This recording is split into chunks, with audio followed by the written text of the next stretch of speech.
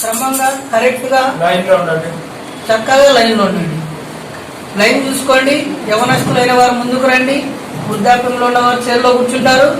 దేవుని మహిమ మన మధ్యలో ఉంది. దేవుడు మన మధ్యలో సంచారం చేస్తున్నాడు. అటువంటి భయభక్తులతో ఈ లాస్ట్ వచనం వాడి మందిరంలో నుంచి ఎక్కడే కానీ లేచి పక్కకు పోకూడదు. ఆరాధన అయిపోయిన తర్వాత కూడా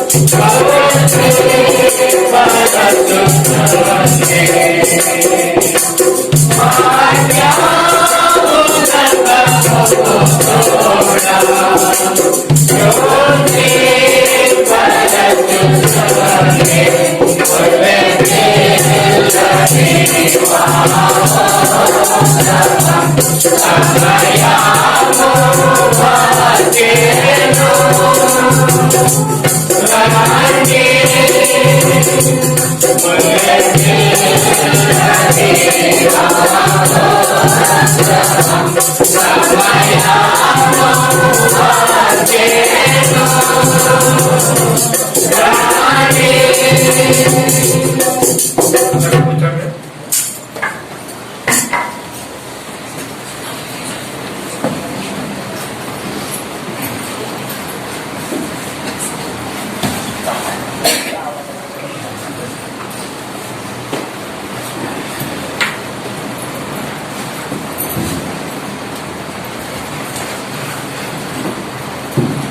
రండి.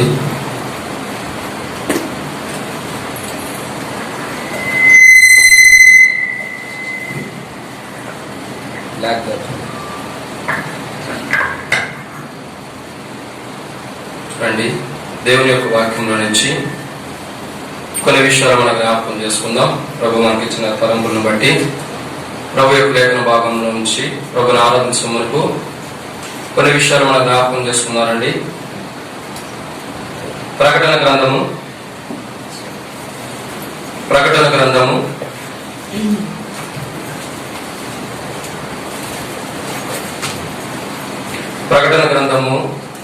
16వ అధ్యాయము. ప్రకటన గ్రంథం 16వ అధ్యాయము 7వ వచనం ఒకసారి జ్ఞాపకం చేసుకుందాం. ప్రభు సన్నిధిలో ప్రభుని ఆరాధించే మునుపు, ప్రభుని మహిమపరచక మునుపు, ప్రభుని ఘనపరచక మునుపు, మన జీవితాల్లో దేవుడు చేసిన మేలన్నింటినీ జ్ఞాపకం చేసుకుంటూ ప్రభుని ఆరాధించే మునుపు ప్రభు యొక్క లేఖన భాగం నుంచి ఒక మాట జ్ఞాపకం చేసుకుందాం. రండి. ప్రకటన గ్రంథము 16వ అధ్యాయము 7వ వచనాన్ని ఒకసారి జ్ఞాపకం చేసుకుందాం. ప్రకటన గ్రంథం 16వ అధ్యాయం 7వ వచనం అందరం కలిసి చదువుకుందాం. అందుకు అవును ప్రభువా, దేవా, సర్వాధికారి, నీ తీర్పులు సత్యములు న్యాయములై ఉన్నవని బలిపీఠం చెప్పుతా వీటిని.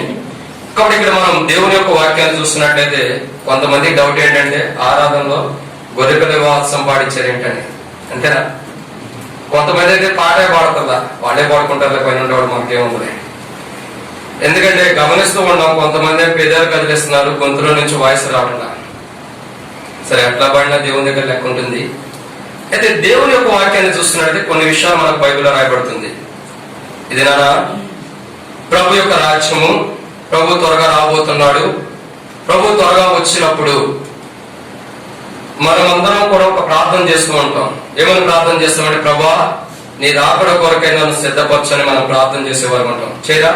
ఎవరైనా చేసిన వారు చేతి రాకండి. ఎత్తినాడు కూడా తెచ్చేస్తున్నారు, ఏం చెప్తారు. సరే, ఒక విషయం ఏంటంటే ఇక్కడ ఇంట్రడక్షన్ ఇది మనకి ఆరాధనకి. తర్వాత మనం వర్తమానంలోకి వెళ్తాం. ఇక్కడ మనం అర్థం చేసుకున్నట్లయితే ప్రభు నీ రాకడ కొరకే నన్ను సిద్ధపరచని మనం ప్రార్థన చేస్తాం. ప్రభు మొట్టమొదటిగా వచ్చాడు, భూమి మీద కాలు పెట్టాడు, పాపులందరి కొరకు రక్షణ ఇచ్చాడు, చనిపోయాడు, సమాధి చేయబడి తిరిగి 3వ దినాన మృత్యుంజయుడు, తిరిగి లేచి పరిశుద్ధులుగా యొక్క విధానం ప్రకారం అందరూ కనబడి తర్వాత అవమానమై వెళ్ళిపోతూ వచ్చాడు. ఇది మనందరూ తెలిసినటువంటి వాక్యమే. అప్పుడే నిద్రపోవద్ద కారణమే. కానీ ఇక్కడ మనం చూస్తున్నట్లయితే ప్రభు మొట్టమొదటిసారి అడిగిపెట్టాడు. ఒక మాట అర్థం చేసుకోండి, ఇది నా కాలు, ఇది రెండో కాలు. ఈ కాలు భూమి మీద పెట్టిన తర్వాత ఈ కాలు గాలిలో ఉంటే పైన ఎత్తి పట్టుకుని ఉన్నాం. అప్పుడు 2 అడుగులు వేసినట్టు అంటారా, 1 అడుగు వేసినట్టు అంటారా? చెప్పాలి. ఒకటే. 2వ కూడా గాలిలో ఉంది, అది కింద పెడితేనే 2వ అడుగు పడినట్టు. అర్థం చేసుకున్నట్లయితే ప్రభు రాకడ మొదటగా వచ్చాడు భూమి మీదకి, పాపులందరి కొరకు రక్షణ ఇచ్చాడు, ప్రాణం పెట్టి చనిపోయి తిరిగి లేచాడు. ఇది మొదటి రాకడ. ప్రభు రాకడలో 2వ రాకడలో 2 రాకడలు ఉన్నాయి. 2వ రాకడలో 2 రాకడలు ఉన్నాయి. మొదటగా ఎక్కడికి వస్తాడంటే మధ్యాకాశానికి వస్తాడు. అపోస్తలుడైన పౌలు తెస్సలోనికీయులకు రాసిన పత్రికలో కడబోర శబ్దం మోగంగానే మృతులైన వారు ఆ మీదట అయిన సజీవులైన నిల్చుండే మనము కొనుక్కోబడతాం. ఎక్కడికైనా మధ్యాకాశానికి. మధ్యాకాశానికి వెళ్ళినప్పుడు ప్రభు మధ్యాకాశానికి వస్తారు. కాబట్టి అక్కడ పెండ్లి విందు ఉంది. అక్కడ ఏం జరుగుతుంది? పెండ్లి విందు ఉంది. మనకు బహుమానాలు ఉన్నాయి. 7 ఏళ్ళు అక్కడ మనకి దేవుడు ఇచ్చేటటువంటి బహుమానం పొందేవారు అంటాం. అదే సమయంలో భూమి మీద ఏం జరుగుతుందంటే శ్రమలు జరుగుతాయి. 7 ఏళ్ళు శ్రమల కాలం. ఇక్కడ ఒక విషయాన్ని అర్థం చేసుకున్నట్లయితే మనం జాగ్రత్తగా అర్థం చేసుకుంటే ప్రభు యొక్క 2వ రాకడలో 2 రాకడలు ఉన్నాయి. మొదటి రాకడ ఎక్కడ వస్తున్నాడంటే 2వ రాకడ మొదటి రాకడ మధ్యాకాశానికి వస్తున్నాడు. మధ్యాకాశానికి వచ్చిన ప్రభు తర్వాత ఎక్కడికి వస్తున్నాడంటే భూమి మీద అడుగు పెడుతున్నాడు. అర్థం చేసుకోండి. మొదటి అడుగు పెట్టాడు, రక్షణ ఇచ్చాడు. 2వ అడుగు పెట్టబోతున్నాడు. 2వ అడుగు పెట్టినప్పుడు ఎవరిని తీసుకెళ్తానికి వస్తున్నాడంటే మధ్యాకాశానికి వచ్చే సంఘం ఎత్తబడుతుంది. ఇంకా మనం భూమి మీద ప్రభా నేను రాకడ కొరకే సిద్ధపరచమని అడుగుతున్నామంటే మనం ఎక్కడ ఉంటున్నాము? తప్పుగా మీరు అడిగేది తెలియదు కాబట్టి ఇప్పుడు తెలుసుకుంటున్నాం. ఎక్కడ అడుగుతున్నామంటే మనం భూమి మీద ఉన్నాం. భూమి మీద ఉండి ఏమనుకుంటే ప్రభా నీ రాకడ కొరకే సిద్ధపరచాలన్నాం. వాస్తవాన్ని మనం చేయవలసిన ప్రార్థన ఏంటంటే ప్రభా నీ వస్తే ఎత్తబడే సంఘంగా నన్ను సిద్ధపరచు. ఎందుకంటే నువ్వు భూమి మీద ఉన్నావు.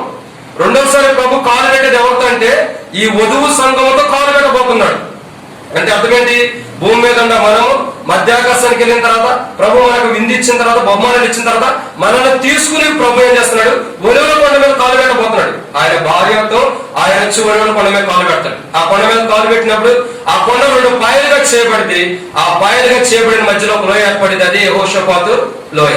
కాబట్టి ఇక్కడ అర్థం చేసుకున్నట్లయితే, తప్పుగా ఎవరిని అర్థం చేసుకోవద్దని మిమ్మల్ని ఎవరిని ఇబ్బంది పెట్టి కాదు, ఆ మాట అర్థం చేసుకున్నట్లయితే రెండో రాకడ ప్రభుని రాకడ కొరకే సిద్ధపరచమంటే, తర్వాత ప్రభు రెండోసారి భూమి మీదకి వచ్చేటప్పుడు ఎవరు వస్తున్నారంటే మనమే. ఆయనతో పాటు మధ్యాకాశానికి వెళ్ళి ఆయనతో పాటు మళ్ళీ భూమి మీద తిరుగుతున్నాం. భూమి మీద దిగేటప్పుడు మనం ఏం చేయాలంటే, ప్రభు నువ్వు వస్తే ఎత్తబడే సంఘం అంటే మధ్యాకాశానికి వెళ్ళి మళ్ళీ తిరిగి నీతో రావాలి కాబట్టి ఎత్తబడే సంఘం సిద్ధపరచని మనం చేయాలి. ఇది మొదటిగా మనం అర్థం చేసుకోవచ్చు. అప్పుడు భూమి మీదకి వచ్చిన తర్వాత ఎవరు ఉంటున్నారంటే విడవబడిన వారు ఉన్నారు. భూమి మీద యేసుక్రీస్తు ప్రభువు రెండోసారి కాలు పెడుతున్నారంటే, రెండోసారి భూమి మీద అడుగు పెడుతున్నారంటే ఎవరి కోసం వస్తున్నాడంటే విడవబడిన ఇశ్రాయేలు ప్రజల కోసం. అర్థమవుతుందా? ఇక్కడ మనం అర్థం చేసుకోవాల్సిన కోణం ఏంటంటే, ఈ సంభాషణ అంతా జరిగిన తర్వాత 7 ఏళ్ల శ్రమల కాలంలో జరగబోతున్న విధానాల గురించి, అంటే ఇప్పుడు దాకా ఎందుకు చెప్తూ వస్తున్నాం అంటే మనకు అర్థం కావటానికి. 7 ఏళ్ల శ్రమల కాలం అంటే మధ్యాకాశం బహుమానం పొందుతున్నాం. భూమి మీద ఏం చేయబడుతూ వచ్చిందంటే శ్రమల కాలం ఉంది. దుష్టుడైన అపవాది గాల్లో నిలుస్తాడు, ఇంకా అద్భుతాలు చేస్తాడు, సముద్రం మీద నడుస్తాడు, అన్ని కార్యాలు చేస్తాడు. వాడిని చూసి ఏం చేస్తారు? అందరూ ఈయన నిజమైన మెస్సయ్య అని నమ్ముతారు.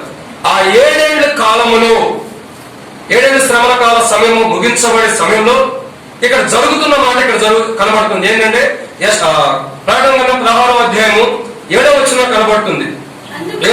చదవక అందుకు అవును ప్రభువా దేవా సర్వాధికారి, నీ తీర్పుల సత్యములను న్యాయములైనవని బలిపీఠం చెప్పగా వింటిని. బైబిల్లో ఈ వచ్చిన ముంగడు గాని ఈ వచ్చిన తర్వాత గాని బలిపీఠం మాట్లాడే విధానం బైబిల్ ఎక్కడా రాయబడలేదు. ఈ ఒక్క ప్రదేశంలో తప్ప మరి ఎక్కడా రాయబడలేదు. ఈ ఉదయకాల సమయంలో వాక్యం ధ్యానిస్తుంటే ప్రభు కొత్త ఆలోచన. అరే బలిపీఠం మాట్లాడటం ఏంటి? అర్థమవుతుందా? ఒక బలిపీఠం దేవుడితో మాట్లాడుతుంది. ఏమనంటే, నాగా సత్యస్వరూపి ప్రభువా దేవా, నీ తీర్పులు న్యాయమైనవి. ఎందుకు బలిపీఠం మాట్లాడుతూ వచ్చింది? అది మనకు కావాల్సిన మాట. ఎందుకు బలిపీఠం మాట్లాడుతూ వచ్చింది? ఒక బలిపీఠం అంటే ఏంటి? సహజంగా మనం అర్థం చేసుకుంటే భూమి మీద ఎలీషా కడుతూ వచ్చాడు, తిరిగి పడిపోయిన బలిపీఠాన్ని కట్టుకున్నాడని బైబిల్లో రాయబడుతూ వచ్చింది లేదా?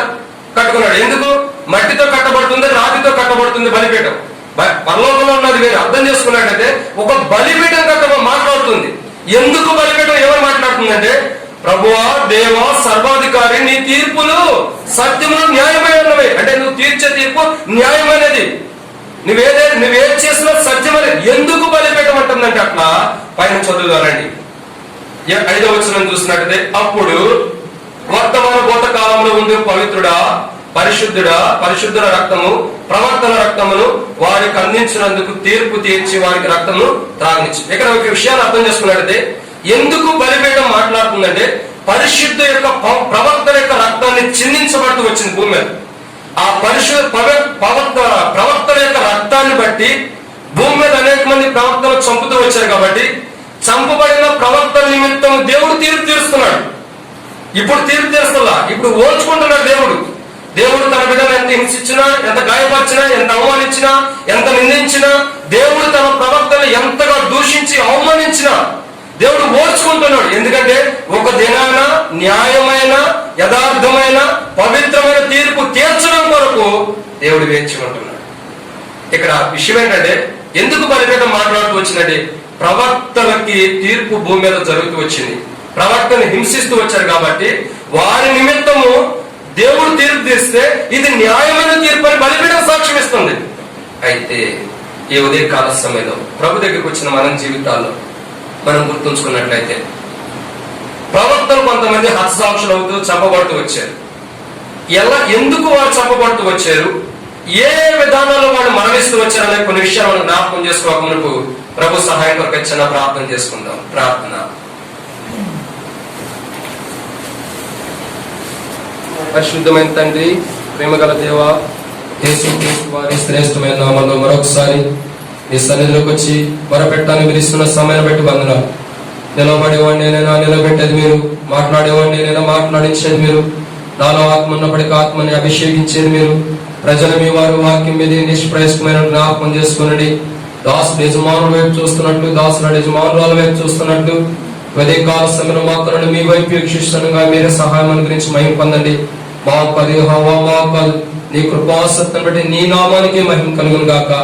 నీ ప్రజల పక్షాన నీకున్న దయ చొప్పున దయతో నన్ను జ్ఞాపకం చేసుకోమని ప్రార్థిస్తూ, తెరవబడిన ఆకాశం మాకు అనుగ్రహించి, ఆకాశం ఇప్పి పట్టణాలకు విస్తారమైన నీ పరిశుద్ధాత్మ ద్వారా అభిషేకించి మాకు కావాల్సిన వాక్యం మీరు అనుగ్రహించమని దయగా మీ హస్తములకు అప్పగించుకుంటూ ఈ దినాన వాక్యం ఎంత దీవెనకరంగా ఆశీర్వాదకరంగా చేయమని, నాతో మాతో మీరు మాట్లాడమని, యోగ్యమైన వాక్యానుసారం మేము మీ సన్నిధిలో ఆరాధించే వరకు సిద్ధపరచమని మీ యొక్క ఆత్మ నడిపింపు అభిషేకాన్ని కోరుకుంటూ నిష్ప్రయోజకమైన నడుపుకుంటూ యేసు ప్రభు పరిశుద్ధమైన నామములో ప్రార్థిస్తున్నాం తండ్రి, ఆమేన్. కాబట్టి ఇక్కడ మనం దేవుని యొక్క వాక్యాన్ని చూస్తున్నాం. ఇప్పుడు దాకా మనం చూస్తుంది ఆరంభం మాత్రమే, ఇంట్రడక్షన్ చూస్తూ వచ్చాం.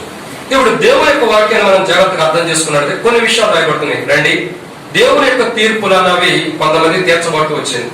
ప్రవక్తల్ని చంపిన వారు ఉంటున్నారు, కొంతమంది ప్రవక్తల్ని, మరి ఇక్కడ కొంతమంది ప్రవక్తల రక్తము నిమిత్తము, వారు కార్చిన రక్తము నిమిత్తం 5వ వచనం రాయబడుతూ వచ్చింది. ప్రకటన 16:5లో ప్రవక్తల రక్తమును వారు కార్చినందుకు తీర్పు వారికి. అంటే ఇక్కడ అర్థం ఏంటంటే అనేక మంది ప్రవక్తలు ఈ లోకంలో తమ రక్తాన్ని కార్చిన వారు ఉన్నారు. కొంతమందికి బైబిల్లో ఆధారాలు ఉన్నాయి, కొంతమందికి అయితే చరిత్రలో ఆధారాలు ఉంటూ వచ్చినాయి. చరిత్ర అంటే ఇప్పుడు తోమా ఉన్నాడు, తోమా గురించి ఇక్కడ రాయబడాల. ఎందుకు ఆయన ఇండియాకు వచ్చి ఆయన మరణించిన విధానం అంతా ఉంది. ఆయన కూడా ఎందుకు మరణించాడంటే దేవుని నిమిత్తమే. కొంతమంది వీరు కూడా ప్రవక్తలే. ప్రవక్తలు అంటే ఎవరంటే అసలు ప్రవక్త అనేది ఎవరైనా మనం తెలుసుకోవాల్సింది ఏంటంటే ప్రవచించేవాడు, జరగబోయే వాటిని, జరగబోతున్న వాటిని దేవుడు ఏం చేయాలనుకున్నాడో మనుషులకు బయలుపరిచేవాడే ప్రవక్త. అయితే ఇక్కడ ఒక విషయాన్ని అర్థం చేసుకున్నట్టే మనం, కొంతమంది ప్రవక్తలు ఈ భూమి మీద తమ ప్రాణాలు అర్పించిన వారు ఉన్నారు. ఎందుకు ప్రవక్తలు తమ ప్రాణాలు అర్పించారు? బలిపీఠం ఉంటుంది కదా, ఈ తీర్పులు న్యాయమేనని. అసలు బలిపీఠం ఆ మాట అంటారు కదా, కారణం ఏంటి? ప్రవక్తల రక్తం చిందించబడింది. ఎవరో ప్రవక్తలను మనం చూసినట్టు బైబిల్లో చాలా మంది ఉన్నారు, కానీ వాటిలో ఒక ఏడుగురు మనం జ్ఞాపకం చేసుకున్నాం ఈ ఉదయ కాలంలో. రండి, మొదటి వ్యక్తిని చూద్దాం. అపోస్తలుడైన పౌలు హెబ్రీయులకు రాసిన పత్రిక 11వ అధ్యాయం. అపోస్తలుడైన పౌలు హెబ్రీయులకు రాసిన పత్రిక 11వ అధ్యాయం 32వ వచనం. చదవగలిగిన వరకు త్వరగా చదవండి. అక్కడ గిద్యోను, బారాకు, సంసోను, యెఫ్తా, దావీదు, సమూయేలును వారిని గుర్చి ప్రవక్తలను గుర్చి వివరించుటకు సమయం చాలదు. కాబట్టి ఇక్కడ చూస్తున్న మొదటి కోణాన్ని మనం అర్థం చేసుకున్నట్లయితే, ఇక్కడ మొదటి వ్యక్తి ఎవరని మనం చూసినట్లయితే సంసోను కనపడుతున్నాడు. ఎవరు? సంసోను. సంసోను ఎలాంటి వాడు? ఒక రకంగా చెప్పాలంటే ప్రవక్తే. బైబిల్లో రాయబడుతూ వచ్చిన సంసోను ప్రవక్తే. కానీ అతని జీవితాన్ని మనం చూసినట్లయితే అతని బలహీనతను బట్టి, అతని పొరపాటును బట్టి ఒకనొక సందర్భంలో పాపంలో పడిపోయాడు, తర్వాత పశ్చాత్తాపడ్డాడు, తర్వాత దేవుని దగ్గర మరలా తిరిగి బలాన్ని పొందిన వాడు ఉన్నాడు.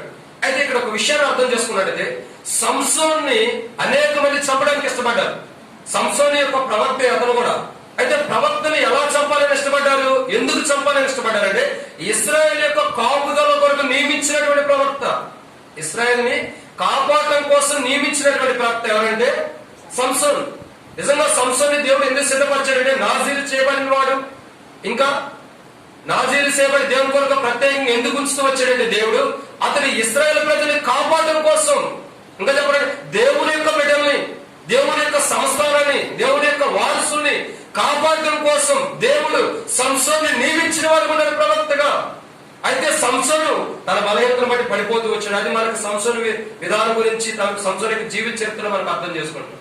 ఇక్కడ ఒక మాటను అర్థం చేసుకున్నట్టే సంసోను అనే ప్రవక్త ఎందుకు బలి అవుతూ వచ్చాడు, సంసోను అనే ప్రవక్త ఎందుకు రక్తం కార్చవలసి వచ్చింది, సంసోను అనే ప్రవక్త ఎందుకు మరణించవలసి వచ్చింది అని మనం ఆరాధనలో జ్ఞాపకం చేసుకున్నట్లయితే అతడు ఇశ్రాయేలు ప్రజలను కాపాడటానికి వచ్చిన వాడు. ఇశ్రాయేలు ప్రజలను కాపాడడానికి వచ్చిన వాడిని అనేక మంది ప్రజలు, శత్రులు ఓర్చుకోలేక దేవుని బిడ్డల్ని కాపాడడానికి వచ్చిన వాడిని చంపడానికి ఇష్టపడిన వాళ్ళు కూడా అనేక మంది.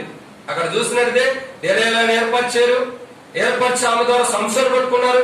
సంసోను యొక్క బలహీనత ఏంటో తెలుసుకున్నారు, బలం ఏంటో తెలుసుకున్నారు. చివరికి బలహీనతలో సిద్ధపరిచిన వారు ఉన్నారు. అతన్ని ఎందుకు పట్టుకున్నారంటే అతన్ని చంపడానికే సంసోను పట్టుకున్నారు. సంసోన్ని చంపడానికే. మనకి ఒక డౌట్ రావచ్చు, బ్రదర్ ఎలా చంపడానికి పట్టుకున్నారు? వారు చంపడానికి పట్టుకోకపోతే గుడి దగ్గరికి ఎందుకు తీసుకొస్తారు? అర్థం కదా, దేవాలయం దగ్గర తీసుకొస్తారు. ఈ దేవాలయం అంటే 4 పక్కల 4 పిల్లర్స్ ఉన్నట్టుంది. అక్కడ ఉన్న దేవాలయం 2 పిల్లర్స్ మీద ఆధారపడి ఉంది. గుడి మొత్తము 2 పిల్లర్స్ మీద ఆధారపడి ఉంది. ఆ 2 పిల్లర్స్ దగ్గర తీసుకొచ్చి సంసోన్ని చంపడానికి ఇష్టపడ్డారు. ఒక ప్రవక్తని, ఇశ్రాయేలు ప్రజలు కాపుదలగా ఉండే ప్రవక్తని, దేవుని బిడ్డలను కాపాడడానికి వచ్చిన ప్రవక్తని చంపడానికి ఇష్టపడినటువంటి వారు అక్కడ ఉన్నారు. నేటి దినాల్లో మనం కూడా బహుశా దేవుని యొక్క బిడ్డల్ని కాపాడేవారిని హింసించి చంపిన వారికి ఉన్నామేమో. భౌతికంగా లేకపోయినా మన యొక్క క్రియాపూర్వకమైన జీవితం, మన వ్యక్తిగత జీవితం, మన ప్రవర్తన బట్టి కూడా అనేక మంది ప్రవక్తల్ని, అనేక మంది సేవకుల్ని చంపిన వారు ఉంటున్నారు.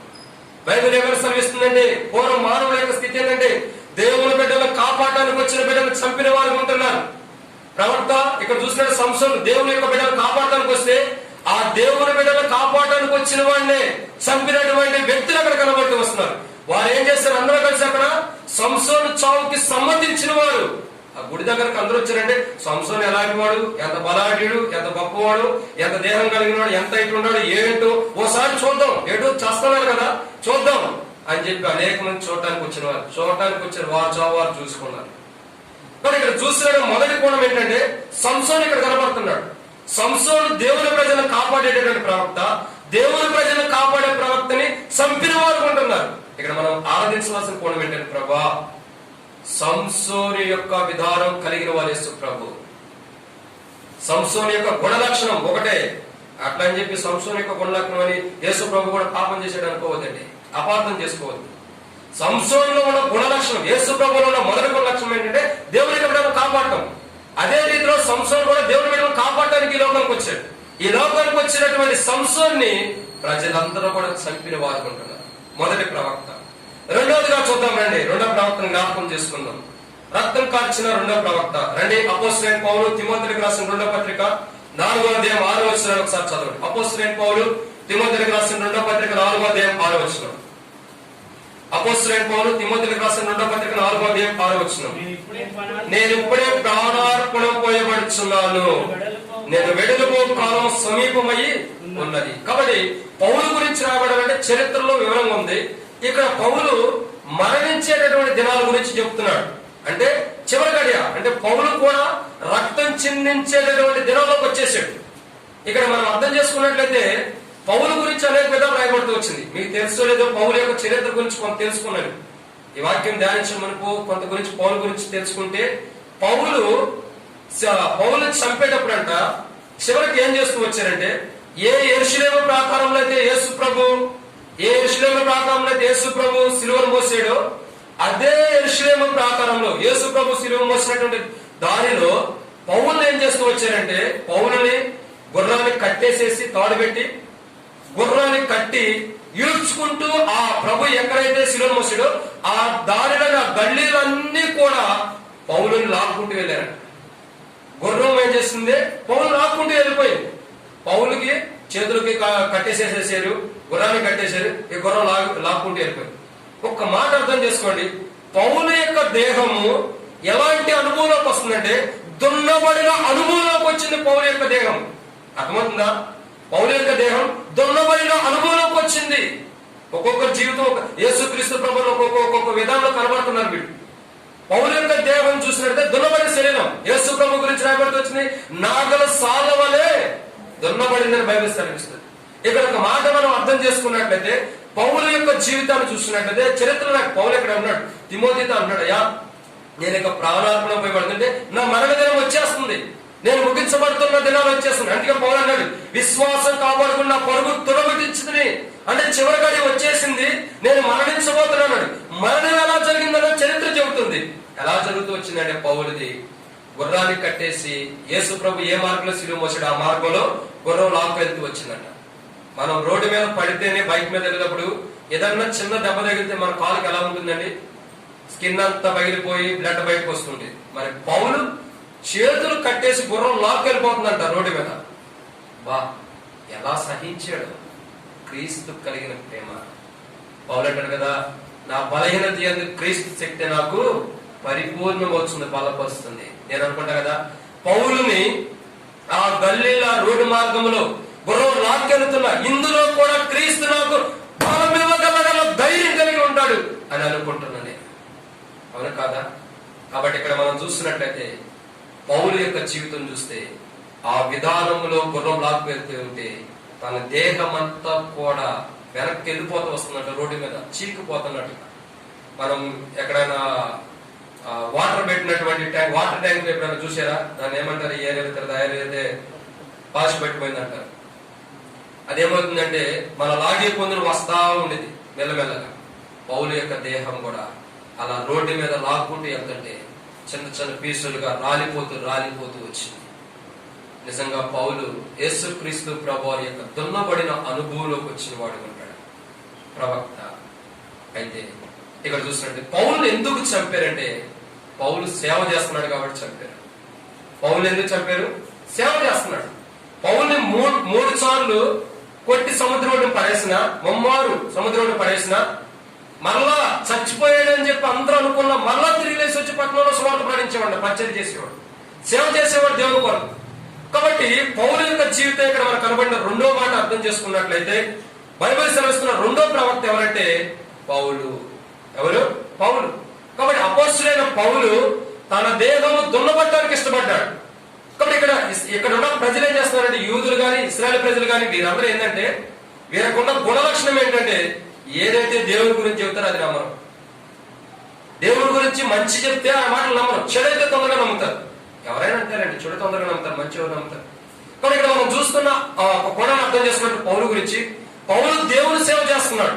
అయ్యా యేసుప్రభు ఇలా రక్షకుడు, యేసుప్రభు ఇలా అద్భుతాలు చేస్తాడు. నేను కూడా ఒకప్పుడు ధర్మశాస్త్రాన్ని అనుసరించిన వాడిని, ఒకప్పుడు నేను కూడా లోకాన్ని అనుసరించిన వాడిని, ఒకప్పుడు నేను కూడా పాపాలను అనుసరించిన వాడిని, ఒకప్పుడు నేను కూడా పాపంలో ఉన్నవాడిని. కాబట్టి ఇప్పుడు క్రీస్తుని కలిగి ఉండడం ద్వారా దేవుడు నా జీవితాన్ని మార్చాడు. ఆ దమస్కు అనే పట్టణం దగ్గరికి వెళ్తున్నప్పుడు ఆకాశం నుండి కలిగిన దర్శనమునికి అవిధేయుడుగా విధేయం చూపిస్తున్నా, ఆ దర్శనంలో దేవుడు నాతో మాట్లాడుతూ వచ్చాడు. కాబట్టి నా జీవితాన్ని మార్చుకున్నానని పౌలు సాక్ష్యం ఇస్తూ సేవ చేసిన వాడికి ఉన్నాడు. కానీ ప్రజలకు అది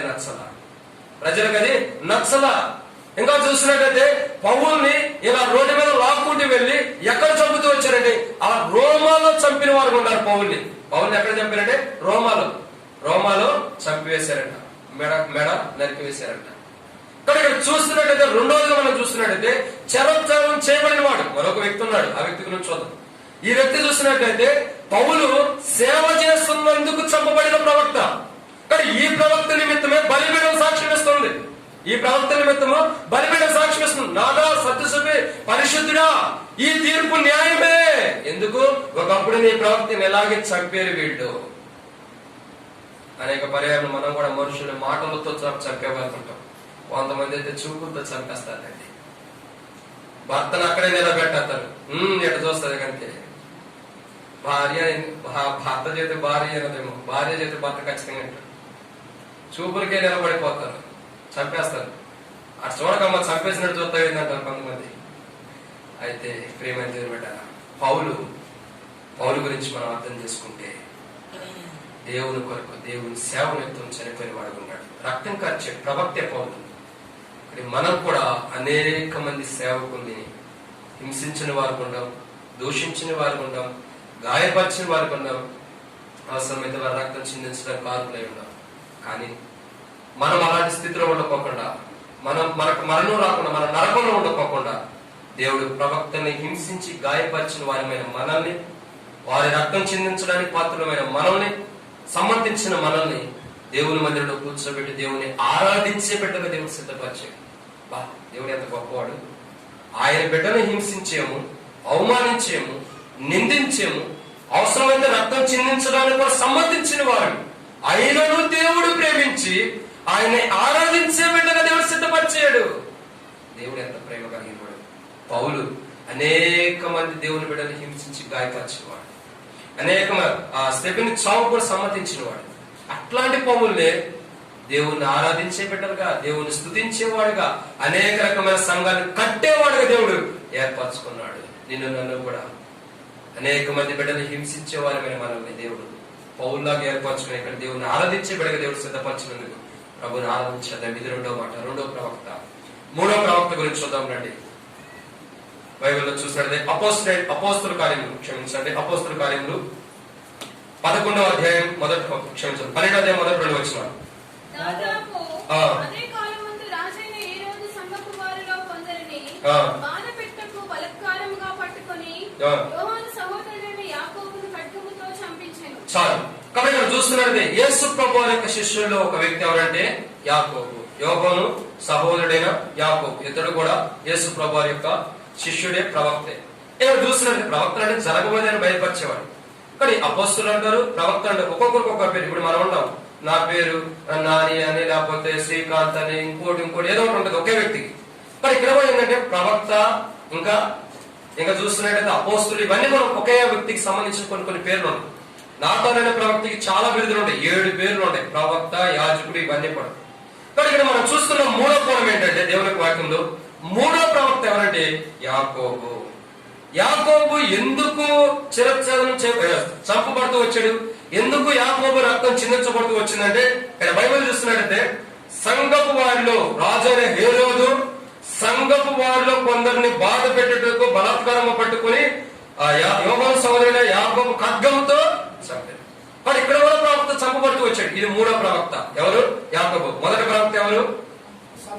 సంసోన్. నాకు కొద్దిగా మతి మరుపు, మీరు చెప్తే నేను ముంగడికి వస్తా, లేకపోతే అక్కడ ఆగిపోతా. మొదటిగా సంసోన్, రెండోదిగా పౌలు, మూడోదిగా చూస్తున్నట్టయితే యాకోబు. కాబట్టి ఇక్కడ యాకోబు గురించి చెప్తున్నట్టే యాకోబు ఎక్కడి నుంచి తీయబడి చంపబడుతూ, ఎక్కడి నుంచి తీయబడి దేవుని కొరకు హతసాక్షి అవుతూ వచ్చాడంటే, ఎక్కడి నుంచి తీయబడి రక్తం చిందిస్తూ వచ్చాడే సంఘపు. ఎవరు? సంఘం. కాబట్టి సంఘము గురించి మనం ఆ రీతిలో కూడా అర్థం చేసుకోవచ్చు. వాక్యాన్ని 4 కోణాలు. కానీ సంఘం నిమిత్తం అని చెప్పొచ్చు. సంఘంలో పట్టించి హేరోదు అనేటువంటి రాజైన హేరోదు ఏం చేస్తున్నాడే, కొంతమంది సంఘం ఉంటారు. ఆ సంఘంలో కొందరిని బాధ పెట్టుటకు, బలాత్కారం చేసి హింసించుటకు, ఈ యొక్క చూసి కొంతమంది కొడుకులు ఏం చేశాడంటే ఈ యాకోబుని తీసుకొచ్చి ఏం చేశాడంటే చంపిన వాడుకుంటాడు. ఇక్కడ మరొక వ్యక్తి బలిపీఠం మరొక వ్యక్తి గురించి సాక్ష్యం ఇస్తుంది. నాదా సత్యస్వరూపి పరిశుద్ధిలో నీ తీర్పు న్యాయమని మరొక వ్యక్తి గురించి సాక్ష్యం ఇస్తుంది. ఎవరో వ్యక్తి అంటే యాకోబు. యాకోబు అనే ప్రవక్తని హేరోదు రాజు బయట తీసుకొచ్చి యాకోబు అనే ప్రవక్తని చంపించిన వాడు ఉన్నాడు ఖడ్గం ద్వారా. ఎందుకు? ఇక్కడ రాయబడుతుంది సంఘపు వారిలో కొందరిని బాధ పెట్టుటకు. ఈ యాకోబుని చంపితే సంఘంలో కొంతమంది బాధపడతారు. ఇప్పుడు అర్థం చేసుకోండి, మన సంఘంలో ఎవరినైనా సరే ఒక వ్యక్తిని పట్టుకెళ్లి పోలీస్ స్టేషన్ లో పెట్టేసేసి ఆ వ్యక్తిని కొట్టని హింసిస్తుంటే మనం అందరం ఏం చేస్తాం? ఆహా, బాగా కొడుతున్నారు, బాగా సంతోషం చేస్తాం, సఫర్లు కొడతామా? ఏం చేస్తాం? ఎవరు సంతోషంగా ఉంటారు? చేతిరెత్తండి. ఏంటి, ఎవరు సంతోషంగా ఉంటారా? అయితే వందనం. కాబట్టి ఏం చేస్తారంటే బాధతో ఉంటారు. ఎందుకు? ఇక్కడ చూస్తున్నట్లయితే మనకి పేతురు గురించి రాబడుతున్న మాట ఏంటంటే, పేతురు చెరసాల్లో ఉన్నప్పుడు సంఘం అంటే ఏం చేస్తుంది? అత్యాశక్తి ప్రార్థిస్తుంది. అంటే ఎవరు కూడా సంతోషంగా ఉండరు, దుఃఖం. అంటే సంఘంలో ఒక వ్యక్తి విడుదల కోసం ఏం చేస్తారు? ప్రార్థించేవారు. ఇక్కడ విషయం ఏంటంటే, అంటే సంఘం అట్లా ఆసక్తి కలిగి ఉండేదని అర్థం. అయితే యాకోబుని చంపితే సంఘంలో ఏం చేయబడుతుంది? సంఘంలో కొద్దిగా బాధపరచబడతారు, కొంతకాలం బలాత్కారం చేయబడతారు. కాబట్టి యాకోబుని అందుకోసం చంపబడుతూ వచ్చాడు. సంఘాన్ని బాధ పెట్టడం కోసం, సంఘాన్ని హింసించడం కోసం, సంఘానికి దుఃఖం తీసుకురావడం కోసం, సంఘాన్ని బలాత్కారంగా పట్టుకోవడం కోసం హేరోదు రాజు ఏం చేస్తూ వచ్చాడంటే యాకోబుని బలించిన వాడుకుంటాడు. యాకోబు అనే ప్రవక్తని బలిస్తున్న వాడుకుంటాడు. నేను మూడో ప్రవక్త కనపడుతున్నాడు. మొదటి ప్రవక్త ఇశ్రాయేలు కాపాడడం కోసం, రెండో ప్రవక్త సేవ కొరకు, మూడో ప్రవక్త కనబడుతూ వచ్చింది సంఘము కొరకు రక్తం కారుస్తున్న ప్రవక్త. కాబట్టి ఇక్కడ ఒక మాట అర్థం చేసుకున్నట్టే, ఈ ప్రవక్త ఏ అనుభవంలోకి వచ్చాడంటే, పౌలు కూడా యేసు ప్రభు యొక్క సేవ అనుభవంలోకి వచ్చాడు. ఈ ప్రవక్త యేసు క్రీస్తు ప్రభు యొక్క దేహం అనుభవంలోకి వచ్చాడు. మనమందరం ఎవరు? ఇప్పుడు మనమందరం క్రీస్తు యేసులో ఒక అవయవమై ఉన్నాం. విడివిడిగా లేవు. మనం ఆయన శరీరంలో ఒక అవయవమై ఉన్నాం. ఈ అవయవంగా ఎలా సిద్ధపరచబడ్డామంటే, ఆ దినాన యేసు ప్రభు బలి అవడం, ఆ దినాన యాకోబు లాంటి వారు సంఘాల కోసం బలి అవటాన్ని బట్టి నేటి దినాన మనం ఎలా సిద్ధపరచబడుతూ వచ్చాం. లేకపోతే వచ్చేవారమా? కాదు. కానీ ఇక్కడ చూస్తున్నటువంటి మూడో ప్రవక్త ఎవరంటే యాకోబు ఎందుకు బలి అవుతూ వచ్చాడంటే, యేసు క్రీస్తు ప్రభు యొక్క దేహంలో ఒక అవయవంలో మనల్ని సిద్ధపరచడం కోసం బలి అవయవం వాడుకుంటాడు. కాబట్టి నేటి దినాల్లో మనం ప్రభుని ఆరాధించడానికి వచ్చిన మన జీవితాల్లో మనం ప్రభుని ఆరాధించేటప్పుడు జ్ఞాపకం చేసుకుని ఆరాధించవలసిన మూడో కోణం ఏంటంటే, ప్రభువా నన్ను కూడా నా కొరకు యాకోబు లాంటి వారు మరణిస్తూ వచ్చారు. ఎందుకు? సంఘ సిద్ధపరచు. మొదట నీవు మరణించావు, నీ యొక్క సేవకులు నీ యొక్క ప్రవక్తలు కూడా నా కొరకే రక్తం చిందించడానికి ఇష్టపడుతూ వచ్చే ప్రభని. ఎందుకంటే నన్ను కూడా నీ దేహంలో ఒక అవయవంగా చేసుకోవడానికి ఇష్టపడ్డావు. వాస్తవాన్ని చూసినట్టు తండ్రి, నేను నీ దేహంలో ఒక అవయవం ఉండడానికి అర్హత లేని దాన్ని. ఎందుకంటే నా వ్యక్తిగత జీవితం, నా విశ్వాస జీవితం, నా వ్యక్తిగత జీవితం నేను పరీక్షించుకుంటే ఇక్కడ ఉన్న వాళ్ళందరిలో కల్లా ప్రధానమైన పాపాత్మురాలు ప్రభువా. ఎట్టి యోగ్యత లేని నన్ను క్షమించి నీ అవయవంలో నీ దేహంలో ఒక అవయవంగా సిద్ధపరిచే ప్రభుని ఆరాధిద్దాం. అవునంటాడు కదా, నేను పాపుల్లో ప్రధానమైన వాడిని. మనం అంటామా? మనల్ని ఎవరైనా నువ్వు పాపి అంటే నువ్వే పాపి, నేను ఎందుకు పాపిని అంటామా? అసలు వారి నోటి నుంచి రాకముందే మనం బయలుకి వెదజల్లుతాం. కానీ పౌలు అంటున్నాడు, పాపుల్లో ప్రధానమైన పాపిని. సంఘంలో ప్రధానమైన పాపులమైన మనల్ని దేవుడు సిద్ధపరిచి ఆయన యొక్క దేహంలో ఒక అవయవంగా చేస్తున్నందుకు ఈ ఉదయకాలస్తున్న ప్రభుని ఆరాధిద్దాం. ప్రభా, నీ ప్రవక్త యాకోబు సంఘము కోసం చెప్పబడిన వాడుకున్నాడు. ఆ సంఘము నేనే. నన్ను సిద్ధపరచడం కోసం నీవు మరణించావు, నీ ప్రవక్తలు కూడా నా కొరకే బలి అవుతూ వచ్చారు ప్రభా. నేను రక్షణ మారుమనసు పొందడం కోసం నీ ప్రవక్తను బలిగా ఇస్తూ వచ్చావా ప్రభుని ఆరాధించేద్దాం. 4వ ప్రవక్తను చూద్దాం రండి.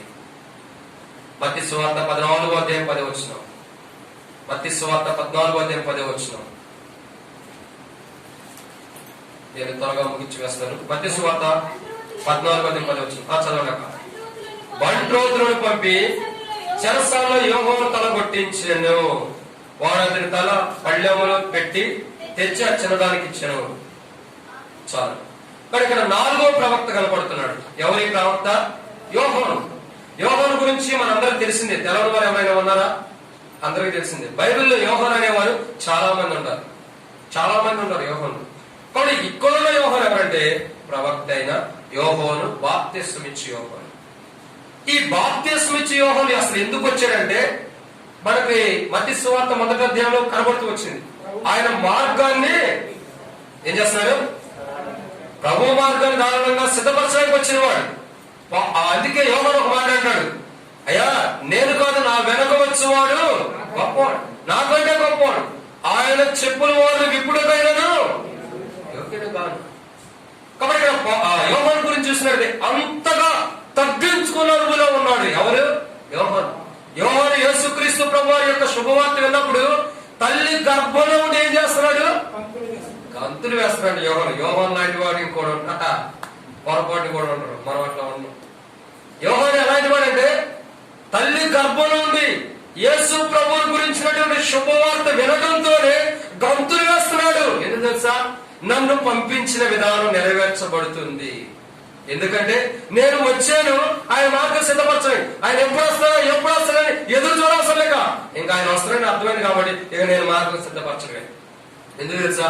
ఆది కాండం మొదలుకొని యోహాను వరకు కూడా అనేక మంది ప్రవక్తలు యేసు ప్రభు కోసం ఎదురు చూసిన వారే.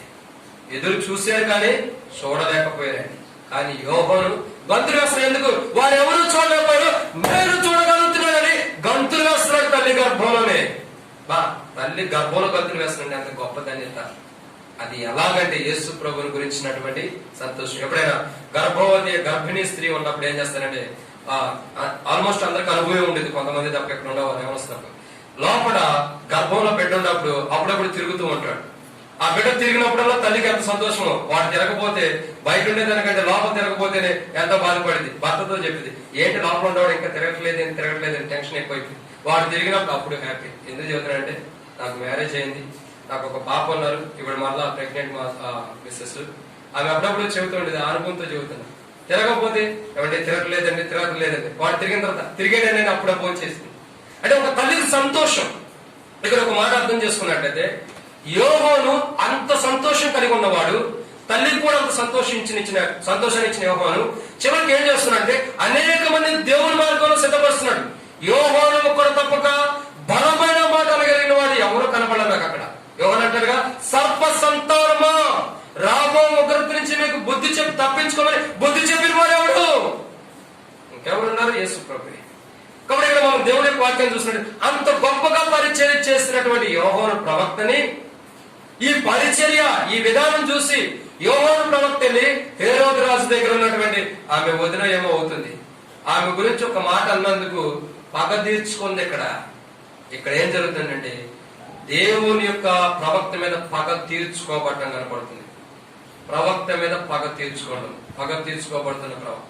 కాబట్టి ఇక్కడ చూస్తున్నట్లయితే ఈ హేరోదు రాజు యొక్క విషయంలో అక్కడ మరి ఆమె సహోదరుడి యొక్క భార్య ఉన్నప్పుడు, ఆమె అక్రమ సంబంధం కలిగి ఉన్నప్పుడు దాని విషయమే తప్పని యథార్థంగా చెప్పేశాడు. ఎవరు? యోహాను. ఇది కరెక్ట్ కాదు. ఆ చెప్పినటువంటి మాట ఆమెకి ఇష్టం లేదు. ఒక్కోసారి మనం కూడా ఇక్కడ నుండి వాక్యం చెబితే కొంతమందికి అభ్యంతరం ఉండేది. ఎందుకు? తిట్టుకుంటారు కాదు, ఇప్పుడు కూడా తిట్టుకునే వాళ్ళు ఉంటారులేండి. ఎందుకంటే ఈ చెప్పబడే మాట మనం సరిచేయబట్టడానికి. యోహాను కూడా ఎందుకు చెప్పాడంటే సరిచేయబట్టడానికి. ఒక వ్యక్తి బలహీనతలో ఉన్న వ్యక్తి, ఒక వ్యక్తి పాపంలో ఉన్న వ్యక్తి, ఒక వ్యక్తి అపవిత్రతలో ఉన్న వ్యక్తి, ఒక వ్యక్తి మోసంలో ఉన్న వ్యక్తి, ఒక వ్యక్తి దొంగతనంలో ఉన్న వ్యక్తి, ఒక వ్యక్తి వ్యభిచారంలో ఉన్న వ్యక్తి, ఇంకా ఒక వ్యక్తి ఏదైనా మోసం చేయని ఆ వ్యక్తి యొక్క మోసాలు సరిచేయబడటానికి దేవుని యొక్క వాక్యం బయలుపరచబడినప్పుడు సరి చేసుకోవడానికి ఇష్టపడక చెప్పబడిన వాక్యానికి అవిధేయత చూపిస్తున్నటువంటి ఇక్కడ ఒక రాణి కనబడుతుంది. అవిధేయత చూపించింది కాబట్టి నా జీవితాన్ని ఎత్తి చూపిస్తామని చెప్పి అతని మరణం నాకు కావాలని కూతురు ద్వారా రికమెండేషన్ చేపించి యోహాను యొక్క తల అడిగింది. వాస్తవానికి రాజుకి ఇష్టం ఉండా లేకపోయినా మాట ఇచ్చేసాడు కాబట్టి చెరసాల్లో ఉన్న యోహాను యొక్క తలను చిరఛేదం చేయబడి పళ్ళెంలో పెట్టి తీసుకొచ్చారట. ఆమెకి ఏం సంతోషం! కొంతమందికి అట్లా ఉండేది, కొంతమందిని బాధ పెడితేనే సంతోషం, అదే సంతోషం అర్థం కాదు. కాబట్టి ఇక్కడ చూసినట్లయితే ప్రవక్త యొక్క చిరఛేదనం చేయబడుతూ వచ్చింది. ఎందుకంటే తప్పు చేసిన వారు తప్పు చేశారని చెప్పినందుకు చేయబడుతూ వచ్చింది. కానీ ఏ రాణి అయితే ప్రవక్త యొక్క తల తీసుకురామని చెప్తూ వచ్చిందో ఆ రాణికే యేసుక్రీస్తు ప్రభువు తీర్పు తీర్చబోతున్నాడు. అందుకే బలిపీఠం అంటుంది, ఊరకనే కాదు. అయ్యా పరిశుద్ధుడా, ప్రభువా, దేవా, నీ తీర్పు న్యాయమే. ఎందుకు? యోహాను యొక్క తల ఏమో తీసుకుంది కాబట్టి ఆమెకు నీ తీర్పు న్యాయమైంది. ఆమెకు తీర్పు తీర్చబడదా? ఖచ్చితంగా తీర్చబడింది. ఎందుకు? ప్రవక్త యొక్క రక్తం చిందించబడింది. బలిపీఠం అంటుంది ప్రవక్తల యొక్క రక్తం చిందించబడింది కాబట్టి వారు ఎలాగైతే ప్రవక్తలు చంపుతూ వచ్చారో వారికి శిక్ష కరెక్టేనని చెప్పి బలిపీఠం సాక్ష్యం ఇస్తుంది. 4వ ప్రవక్త ఎవరంటే ఎవరు? యోహాను. ఎందుకు చిరఛేదం చేయబడుతుందంటే నిజాయితీగా నిలవబడినందుకు చిరఛేదం చేయబడేవాడు. ఒక్కొక్కసారి మనం కూడా నిజాయితీగా ఉన్నప్పుడు అవమానాలు వస్తాయి, నిందలు వస్తాయి. మనకు చంపడం అనేది మనకు రాలేదులే, కానీ ఇప్పుడు వరకు వస్తే ధనికరం. హ్యాపీగా ఫీల్ అవ్వండి, దేవుని కొరకు మరణించడం ధనికరం. ఎందుకంటే ఒక బహుమానం మన కొరకు ఉంది. ఏమైనా దేవుని పెట్టారా? చెప్పబడుతున్న 4వ మాట ఈ ప్రవక్త ఎందుకోసం అంటే నిజాయితీ కోసం, యథార్థత కోసం మరణించినటువంటి ప్రవక్త, రక్తం చిందించినటువంటి ప్రవక్త. మనం కూడా మన కొరకై మనం నీతిమంతులుగా చేయడానికి, మనం యథార్థవంతులుగా, ఆయన యథార్థమని మరణించాడు. ప్రభు కూడా యథార్థవంతుడు. మనల్ని యథార్థవంతులుగా ఉంచడం కోసం ప్రభు తన రక్తాన్ని చిందించిన వాడు ఉన్నాడు. తన రక్తాన్ని చిందించిన వాడు ఉన్నాడు. 5వ ప్రవక్త గురించి చూద్దామండి, సమయం అయిపోతుంది. 5వ ప్రవక్త గురించి చూసినట్లయితే అపోస్తలుడైన పౌలు, అపోస్తల కార్యములు 7వ అధ్యాయం 55 వచ్చిన అపోస్తల కార్యం 7వ అధ్యాయం 55 వచ్చిన అయితే అతడు పరిశుద్ధాత్మతో నిండుకున్న వాడై ఆకాశం వైపు తేరు చూచి దేవుని మహిమను, యేసు దేవుని పరిపాషను నిలిచి ఉన్నట్టు చూచి చాలు. కానీ ఇక్కడ 5వదిగా మనం చూసిన మాటను చూసినట్లయితే 5వ ప్రవక్త కనబడుతున్నాడు. ఎవరి ప్రవక్త అంటే స్టెఫెను. ఎవరు? స్టీఫెను 2 ఇంగ్లీష్ లో స్టీఫెను, తెలుగులో స్టెఫెను. కాబట్టి ఈ స్టెఫెను గురించి చూసినట్లయితే మనం మధ్యలో చూస్తూ వచ్చాం. ఎవరు? చావుకి సమ్మతించినారు అని చూస్తూ వచ్చాం. కానీ ఇక్కడ చూస్తున్న 5వదిగా ఇక్కడ ప్రవక్త ఉన్నాడు. నేను చెప్తూ వచ్చినాను కదా, దేవుని ఆత్మతో నిండుకొని బయలుపరిచేవాడే ప్రవక్త. స్టెఫెను కూడా ప్రవక్తే, చరిత్ర చెప్తుంది. కానీ ఇక్కడ చూస్తున్నట్లయితే ఈ స్టెఫెను యొక్క జీవితం గురించి చూస్తున్నట్టు స్టెఫెను ఎందుకు చంపబడ్డాడంటే సువార్త నిమిత్తం చంపబడ్డాడు. ఎందుకు చంపబడుతూ వచ్చాడు? సువార్త నిమిత్తం. ఒక్కోసారి మనం సువార్తలు వెళ్తారు, ఇప్పుడు చూసేది లేదు. కొంతమంది సువార్తలోకి వెళ్ళినప్పుడు కొంతమంది చంపిన వారు ఉంటారు. కొంతమంది భూమి మీద సువార్త చేస్తున్నప్పుడు అనేక మంది సేవకుని, విశ్వాసులు కూడా చంపిన వారు ఉంటారు, లేదా చంపిన వారు ఉంటారు. కానీ ఇక్కడ చూస్తున్నట్టయితే స్టెఫెను యొక్క జీవితం కనపడుతుంది. స్టెఫెను సువార్త నిమిత్తం రక్తం చిందించబడుతున్నాడు. బలిపీఠం స్టెఫెను గురించి ఎందుకు సాక్ష్యం ఇస్తుందంటే స్టెఫెను సువార్త విషయమై మరణిస్తున్న వాడుకున్నాడు. ఇక్కడ విషయాన్ని చూసినట్టు యేసు క్రీస్తు ప్రభువారిని కూడా సువార్త చేసేటప్పుడు చంపాలని అనేక మంది ప్రయత్నం చేసిన వారు ఉన్నారు. చివరికి చంపేసేసారండి. కానీ ఇక్కడ చూస్తున్న 5వ కోణం ఏంటంటే స్టెఫెను యొక్క చావును చూసి యేసు క్రీస్తు ప్రభువారు సైతం నిలవబడిన వాడుకున్నాడు. మనం చనిపోతే యేసు ప్రభు నిలబడతాడా? మనకే చూడాం.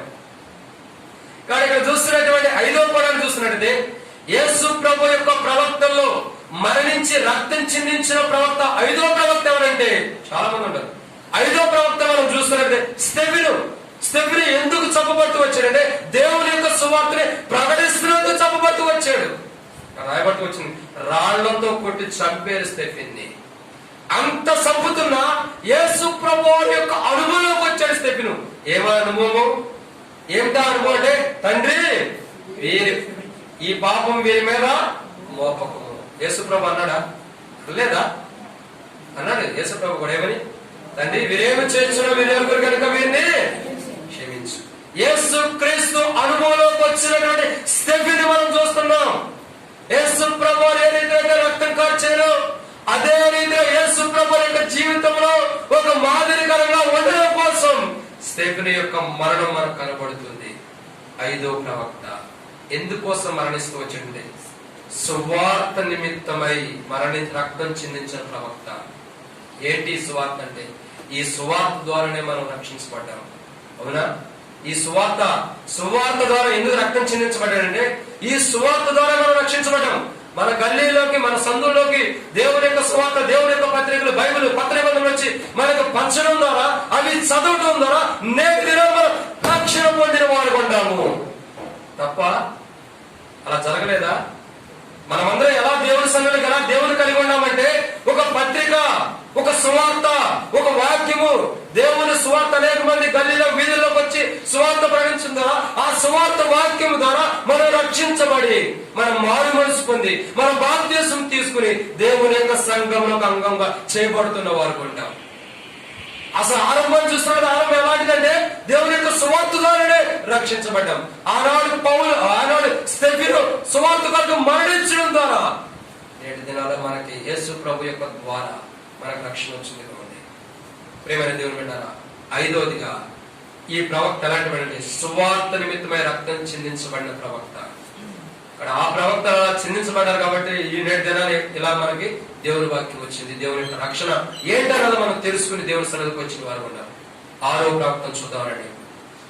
6వ ప్రవక్త ఎవరంటే మత్తయి సువార్త 27వ అధ్యాయం 50 వచనం.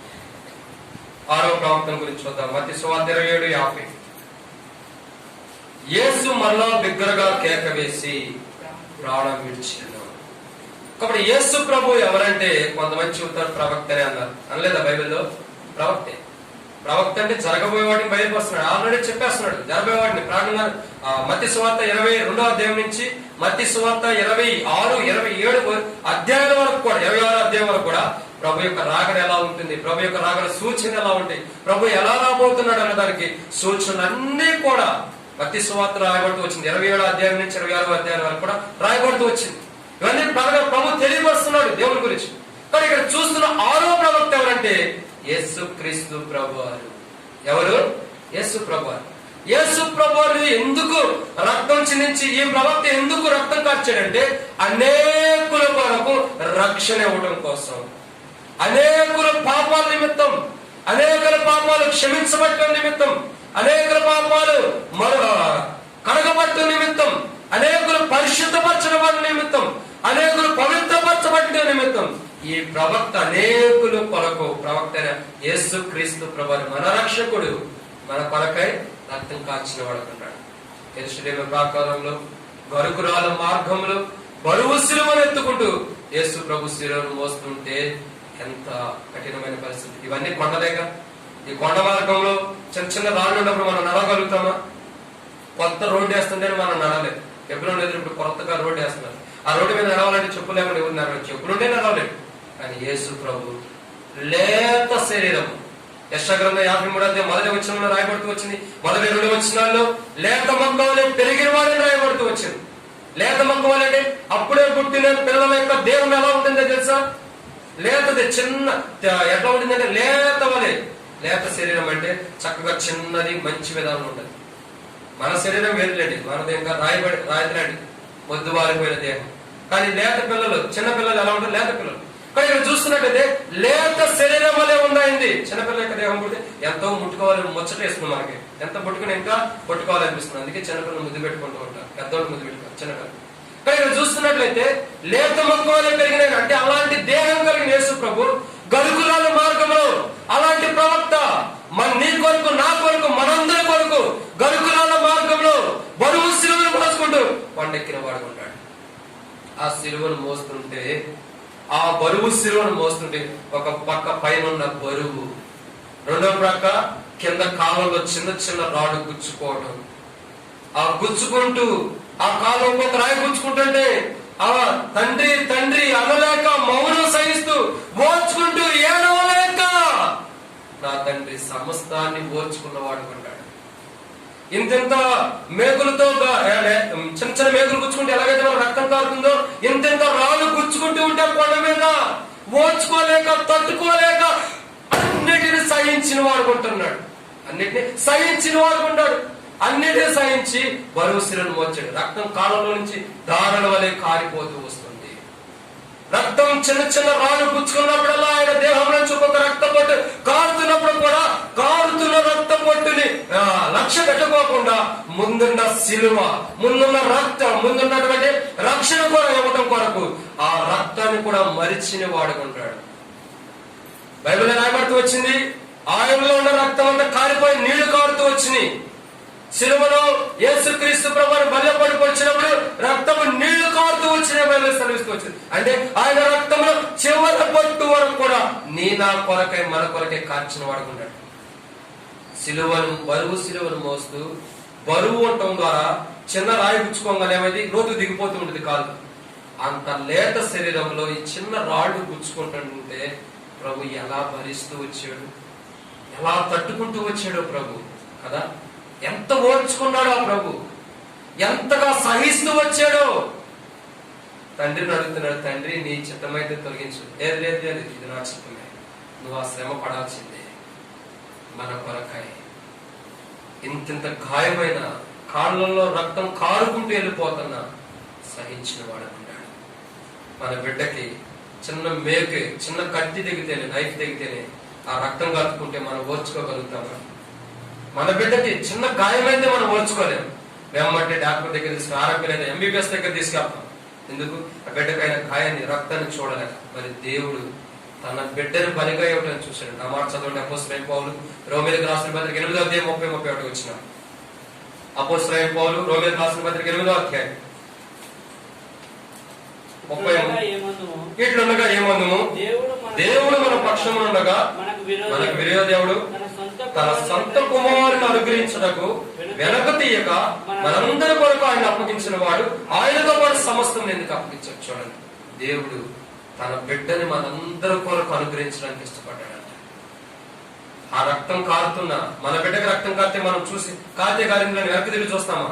చూడం. మన బిడ్డ కట్టు కాడతాం. కానీ దేవుడు నా బిడ్డ ఎలా ఉండా పర్లేదు, ఆ స్థితిలో ఉండ, ఆ గలుగురాల మార్గం రక్తం కాల్చినా పర్లేదు, నా బిడ్డ కారవాలి రక్తం. ఎందుకంటే అనేకులు అయిన నా బిడ్డల కొరకు, అనేకులైన నా కుమారులు కుమార్తెల కొరకు ఈ నా కుమారుడు రక్తం కార్చాలని లేత శరీరం వల్ల ఉన్న బిడ్డని బయటికి తీసుకొచ్చి బరువు సిలువను మోసి, నేను అనుకుంటా ప్రభు ఎలా మోసాడు, ఎలా భరిస్తూ వచ్చాడు, ఎలా సహిస్తూ వచ్చాడు. ఒకసారి మనం చూసినట్లయితే మన బిడ్డల బయటకు పంపేమనుకుంది, రోడ్డు మీద పంపేమనుకోండి, కాళ్ళకి చెప్పులు, ఎప్పుడు చెప్పులు వేసుకుని తిరిగే బిడ్డ చెప్పులు లేకుండా నడిస్తే ఇంటికి వచ్చిన తర్వాత కాళ్ళన్నీ కూడా వాపులు చూస్తే మనం ఓర్చుకోగలుగుతామా? తట్టుకోలేదు. కానీ దేవుడు తన కుమారుణ్ణి లేతగా ఉన్నటువంటి తన పాదాల్లో గట్టిగా ఉన్నటువంటి రాడు గుచ్చుకుంటున్నప్పుడు కూడా ఓర్చుకున్నాడు. దేవుడు కూడా సహిస్తున్నాడు.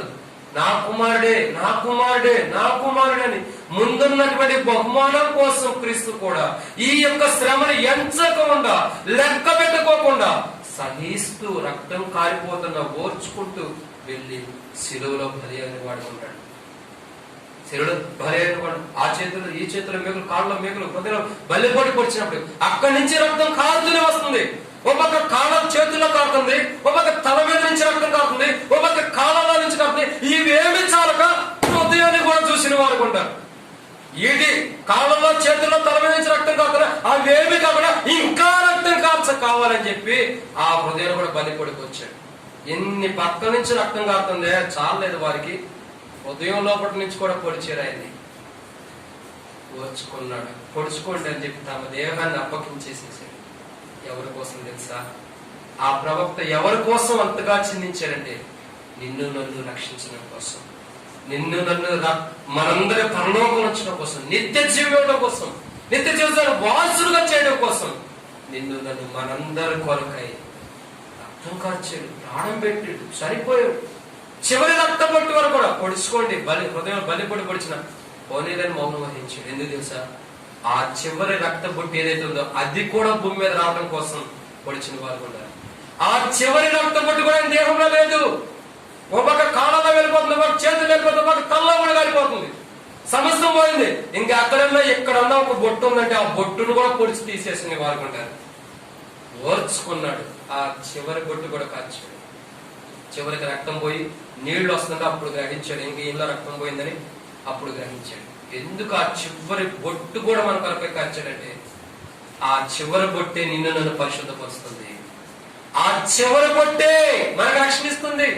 ఆ చివరి రక్త బొట్టే మనం రక్షించబడ్డ కారణమవుతుంది.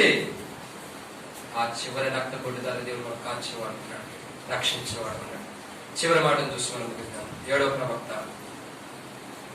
ప్రవక్త గురించి మనం చూసినట్లయితే చివరిగా మాట్లాడమాట ప్రకటన గ్రంథం 11వ అధ్యాయం. ప్రకటన గ్రంథం 11 ఈ మాట చదివి మనము ముగించి వేసుకున్నాం. ప్రకటన గ్రంథంలో ఒక మాట రాయబడుతున్న మాట ఏంటంటే ప్రకటన గ్రంథం 11:10 ఈ ఇద్దరు ప్రవక్తలు భూనివాసులను బంధించినందున భూనివాసులు వారి గతి చూచి సంతోషించి. కాబట్టి ఇక్కడ చూసిన ప్రకటన గ్రంథంలో జరగబోతుంది ఇది. అంటే కొంతమంది దేవుని యొక్క ప్రవక్తలు ఇద్దరు ఉన్నారు. ఎవరు ఇద్దరు వ్యక్తులు? ఒకరు ఏలియా, మరొక వ్యక్తి మోషే కాదు, మరణం చూడకుండా కొనుక్కోబడిన వ్యక్తి హానోకు. కాబట్టి వీరిద్దరు మరణం చూడాల. వీరు మరలా వచ్చి మరణం చూసి మరలా వెళ్తారు. వాళ్ళు ఏ వ్యక్తి కూడా మరణం చూడకుండా పరలోకానికి వెళ్తారు. కాబట్టి వారిద్దరు వచ్చి మరలా భూమి మీద ప్రవక్తలు రాబోతుంది. ఇప్పుడు జరిగినవి, ఇది జరగబోయేది ఇది. కానీ జరగబోయే ఏడవది ఏంటంటే ఏడవ ప్రవక్తలు వస్తున్నారు. ఇద్దరు ప్రవక్తలు. ఎవరు ఆ ఇద్దరు వ్యక్తులు? ఏలియా, హానోకు. కాబట్టి ఇద్దరు వ్యక్తులు హానోకు, ఏలియా వచ్చి భూమి మీద వారిద్దరు కూడా మరణించి ఆ మరణాన్ని చూసి ఇక్కడ ఏం చేస్తున్నారంటే సంతోషిస్తున్నారంట. ఆ ప్రవక్తలు ఎందుకు వస్తున్నారంటే అనేకులు వారి మరణాన్ని చూసి సంతోషిస్తున్నారు. ఇద్దరు ప్రవక్తలు రాబోతున్నారు. త్వరగా వచ్చి వారు ఏం చేస్తున్నారు? భూమి మీద వారు మరణించి వెళ్ళబోతున్నారు. ఆ మరణాన్ని చూసి అనేక మంది సంతోషిస్తున్నారంట. కాబట్టి ప్రియమైన దేవుని బిడ్డలారా, ఇక్కడ చూసినట్టు 7 ప్రవక్తల గురించి చూస్తున్నాం. 7 ప్రవక్తల గురించి. యేసు ప్రభు కూడా మరణించినప్పుడు అనేక మంది సంతోషించారు. ఆయన సిలువ వేసినప్పుడు సంతోషించలేదా? ఆ ఇద్దరు ప్రవక్తలు యేసు ప్రభు సిలువ వేసినప్పుడు అనేక మంది ఎలా సంతోషించారు, అనుభవంలోకి వచ్చిన వారు ఉన్నారు. ఈ ఉదయ కాల సమయంలో ప్రభుని ఆరాధించబోతున్న మన జీవితాల్లో మనం గుర్తుంచుకోవాల్సిన కోణం ఏంటంటే బైబిల్ మనం సెలవిస్తున్నమాట. ప్రార్థన 16వ అధ్యాయం 7వ వచనం ప్రకారం బలిపీఠం సాక్ష్యం ఇస్తుంది. బలిపీఠం మాట్లాడుతుంది. ఎందుకు మాట్లాడుతుంది అంటే దేవుని తీర్పు న్యాయమైనది. ఎందుకు దేవుడు న్యాయమైన తీర్పు తీస్తున్నాడంటే దేవుడు ఎందుకు తీస్తున్నాడంటే అంతకు మునుపు ఆల్రెడీ ప్రవక్తల్ని రక్తాన్ని చిందించారు కాబట్టి, ప్రవక్త రక్తం చిందించబడింది. ఆ రక్తం చిందించబడింది కాబట్టి వారి నిమిత్తం తీర్పు తీస్తున్న ప్రభు ఇది న్యాయమేనని బలిపీఠము దేవుని స్తుతిస్తుంది.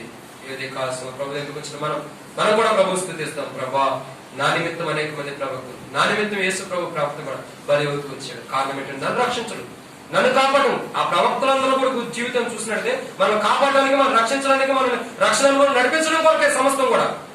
కాబట్టి ప్రభా, చివరిగా నీవు కూడా నా కొరకే మరణిస్తూ వచ్చు ప్రభా, ప్రవక్త వచ్చి. ఎందుకంటే నీ లేత శరీరం నా కొరకు బలిగా ఇస్తూ వచ్చు. చివరి రక్తపట్టు, ఆ చివరి బొట్టే నన్ను పరిశుద్ధపరుస్తూ వచ్చే ప్రభాని ప్రభుని కలసములు ఆరాధించేద్దాం. ఆరాధనలో ప్రవేశిద్దాం. నిలబడినట్టుగా కల్లా పడుకుని ఆరాధనలో ప్రవేశిద్దాం.